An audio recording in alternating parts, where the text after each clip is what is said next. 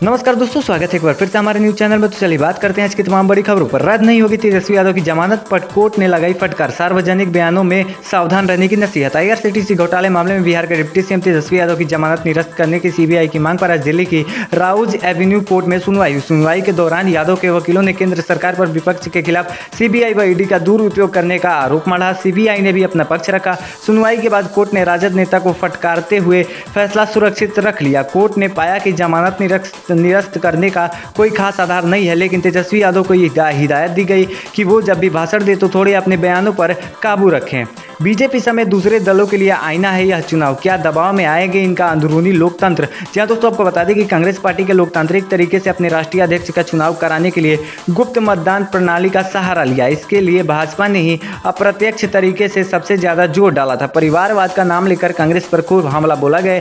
इसका असर यह हुआ कि पार्टी के भीतर ही असंतुष्ट नेताओं का एक समूह G23 खड़ा हो गया। नतीजा, कांग्रेस पार्टी ने मतदान के जरिए नया अध्यक्ष चुनने की कवायद पूरी कर दी। अब भाजपा सहित वे सभी राष्ट्रीय एवं क्षेत्रीय दल नैतिक दबाव में आ जाएंगे। आंध्र प्रदेश पहुंची भारत जोड़ो यात्रा, राहुल गांधी का हुआ स्वागत। भारत जोड़ो यात्रा के तहत राहुल गांधी समेत अन्य कार्यकर्ताओं के आंध्र प्रदेश पहुंचते ही राज्य कांग्रेस अध्यक्ष साके शैलजानाथ और अन्य वरिष्ठ नेताओं ने उनका स्वागत किया। कार्यक्रम के मुताबिक आज की यात्रा में राहुल गांधी अलूरू, हट्टी बेलागन और नूनीकुर्ती में पद यात्रा करेंगे। इसके बाद वह अदोकनी के छगी गांव में रात्रि विश्राम करेंगे। यह यात्रा 21 अक्टूबर तक आंध्र प्रदेश में रहेगी। इसके बाद यात्रा तेलंगाना के राष्ट्रीय कर्नाटक में फिर प्रवेश कर जाएगी। इस बार भी सैनिकों के साथ दिवाली मनाएंगे पीएम नरेंद्र मोदी। जी हाँ दोस्तों, आपको बता दें कि इस बार भी सैनिकों के साथ दिवाली मनाएंगे। गौरतलब है कि प्रधानमंत्री बनने के बाद मोदी ने हर साल दिवाली सैनिकों के साथ ही मनाई है। उत्तराखंड दौरे के क्रम में पीएम इसी शुक्रवार को केदारनाथ जाएंगे। यहाँ सबसे पहले केदारनाथ में चल रहे विकास योजना की समीक्षा करेंगे। इस दिन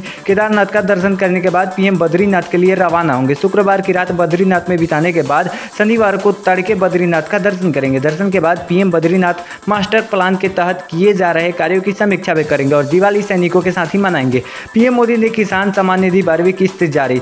प्रधानमंत्री नरेंद्र मोदी ने भारतीय कृषि अनुसंधान संस्थान के पूसा मेला ग्राउंड में 2 दिवसीय पीएम किसान सम्मान सम्मेलन 2022 का उद्घाटन किया और प्रधानमंत्री किसान सम्मान निधि योजना के अंतर्गत 16,000 करोड़ रुपए की 12वीं किस्त जारी कर दी, जिसका करोड़ों किसानों को बहुत बेसब्री से इंतजार था। दिल्ली के डिप्टी सीएम को बीजेपी नेता कपिल मिश्रा ने दी खुली चुनौती, कहा सीबीआई पर दिया बयान वापस ले वरना। दिल्ली बीजेपी के नेता कपिल मिश्रा ने दिल्ली के डिप्टी सीएम मनीष सिसोदिया को खुली चुनौती दी। उन्होंने कहा कि मैं मनीष सिसोदिया को आज खुली चुनौती देता हूं कि आपने जो कल सीबीआई के बारे में बयान दिया था उस पर माफी मांगे और अपना बयान वापस ले, वरना आज शाम 5 बजे तक देश के सामने कहें कि आप आए लाइव डिटेक्टर टेस्ट और नार्को टेस्ट के लिए तैयार हैं।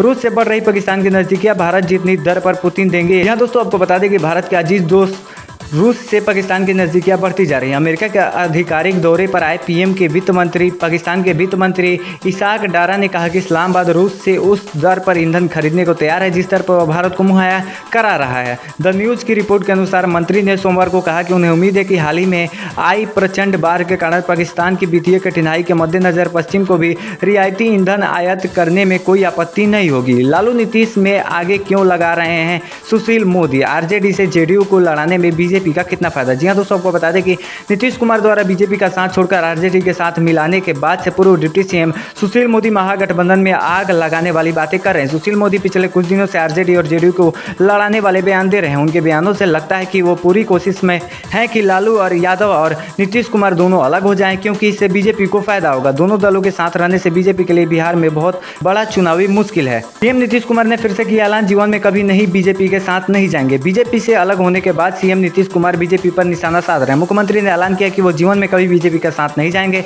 समस्तीपुर में इंजीनियरिंग कॉलेज के उद्घाटन के दौरान नीतीश कुमार ने कहा कि वो जीवन भर बीजेपी के साथ नहीं जाएंगे, समाजवादियों के साथ रहेंगे। लालू यादव के साथ आए हैं तो उन पर फिर से केस किया गया है। उसके बाद बात करें दिल्ली में चिराग की बैठक यूं ही नहीं हुई, अंदर से आ गए नीतीश, तेजस्वी को परेशान करने वाली खबर। जी हाँ दोस्तों, आपको बता दें कि खेला तो अब होगा। एलपीजी रामविलास प्रमुख चिराग पासवान ने एनडीए में वापस जाने की अटकलें तेज है। इस बीच राष्ट्रीय पार्टी की राष्ट्रीय कार्यकारिणी समिति ने सोमवार को बिहार में नीतीश कुमार और तेजस्वी यादव के नेतृत्व वाली महागठबंधन सरकार का विरोध करने का संकल्प लिया। चिराग पासवान ने इस दौरान बिहार में राष्ट्रपति शासन की मांग भी की। कभी खुद को प्रधानमंत्री नरेंद्र मोदी का हनुमान कहलाने वाले चिराग सीएम नीतीश को चुनौतियां दे रहे हैं। तो आज की बड़ी खबरों में बस इतना ही। अगर वीडियो अच्छी लगे तो वीडियो को लाइक करना बिल्कुल भी ना भूलें तथा यूपी बिहार और देश की तमाम बड़ी खबरों से जुड़े रहने के लिए हमारे चैनल को सब्सक्राइब करके रख ले। बहुत बहुत धन्यवाद।